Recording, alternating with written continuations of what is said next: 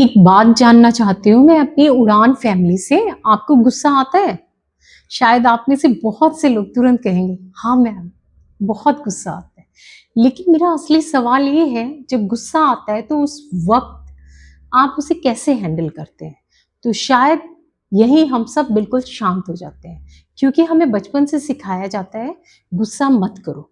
But ये कोई नहीं बताता कि इस गुस्से को हमें हैंडल कैसे करना है। और आज हम यही जानने की कोशिश करेंगे कि गुस्से को साइकोलॉजिकली हैंडल कैसे करना है। पिछले एपिसोड में हमने समझा था कि एंगर नेचुरल इमोशन है और हर गुस्से के पीछे कोई और इमोशन छिपा होता है।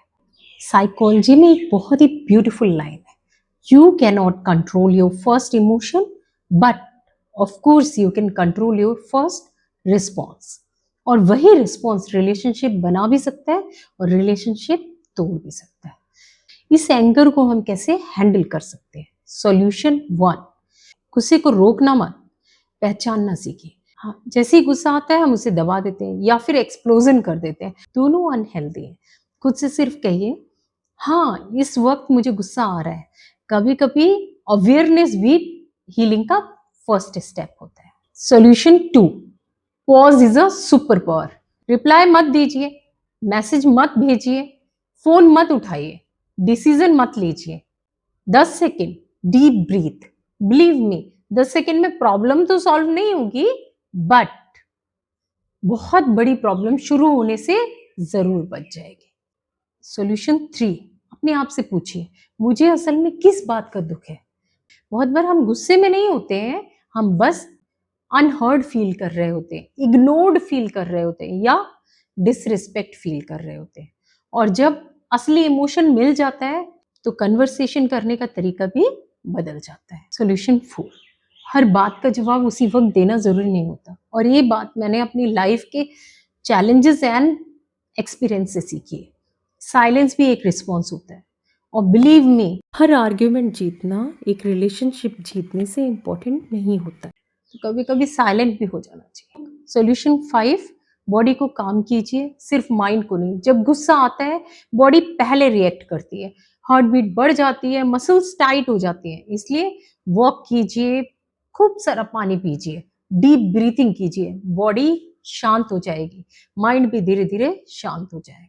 सॉल्यूशन 6, हर बात पर्सनली मत लीजिए। कभी कभी जो सामने वाला बोल रहा होता है वो उसका फ्रस्ट्रेशन होता है, आपकी रियलिटी नहीं। ये समझ जाना बहुत सारे अननेसेसरी गुस्से को खत्म कर देता है। और अब बात करते हैं सॉल्यूशन 7 की। बोलने से पहले एक सवाल पूछिए, क्या मैं जो बोलने जा रहा हूँ उससे सिचुएशन बेटर होगी या और खराब हो जाएगी?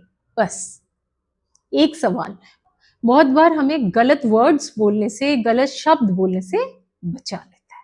चलिए इस गुस्से के कॉन्सेप्ट को एक स्टोरी से और अच्छे से एक्सप्लेन करती हूँ। एक टीचर ने अपने स्टूडेंट से पूछा, जब तुम गुस्से में होते हो तो इतनी जोर जोर से क्यों बोलते हो? स्टूडेंट बोला, क्योंकि मैं गुस्से में होता हूँ। टीचर ने कहा, नहीं, तुम इतने जोर से इसलिए बोलते हो क्योंकि उस वक्त तुम्हारे दिल और सामने वाले के दिल के बीच बहुत डिस्टेंस हो जाता है। जितना गुस्सा बढ़ता है उतनी ही आवाज तेज होती जाती है। और जब प्यार होता है, आपस में समझ होती है, धीरे से बोली हुई बात भी समझ आ जाती है। तो आज की वीडियो से सिर्फ एक बात याद रखिए, एंगर को कंट्रोल करना मतलब उसे दबा देना नहीं होता। उसका मतलब होता है उसे समझना, उसे डायरेक्शन देना और फिर कॉन्शियसली चूज करना कि मुझे कैसे रिस्पॉन्ड करना है। क्योंकि हर रिएक्शन हमारी पर्सनैलिटी दिखाता है, लेकिन हर रिस्पॉन्स हमारी मैच्योरिटी दिखाता है। फाइनली मैं अपनी उड़ान फैमिली मेंबर्स से जानना चाहती हूँ कि आपको जब गुस्सा आता है या आप जब गुस्से में होते हैं, सबसे पहले क्या करते हैं? चुप हो जाते हैं या तुरंत बोल देते हैं? कमेंट्स में ज़रूर बताइए। मैं आप सभी के कमेंट ज़रूर पढ़ती हूँ और शायद किसी अगले एपिसोड में उनके बारे में भी हम बात करेंगे। नेक्स्ट फ्राइडे हम एक और इंटरेस्टिंग टॉपिक लेकर मिलेंगे, overthinking, why our mind doesn't stop thinking. क्योंकि कभी कभी सबसे बड़ी प्रॉब्लम दुनिया नहीं होती, हमारे अपने थॉट्स होते हैं। आई एम डॉक्टर दीप्ति और उड़ान में हम सिर्फ साइकोलॉजी नहीं पढ़ते, हम खुद को समझना सीखते हैं।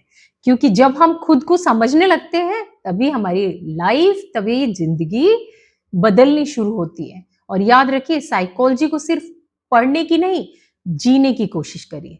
मिलते हैं नेक्स्ट फ्राइडे, तब तक अपना ख्याल रखिए और अपने इमोशंस का। जय हिंद।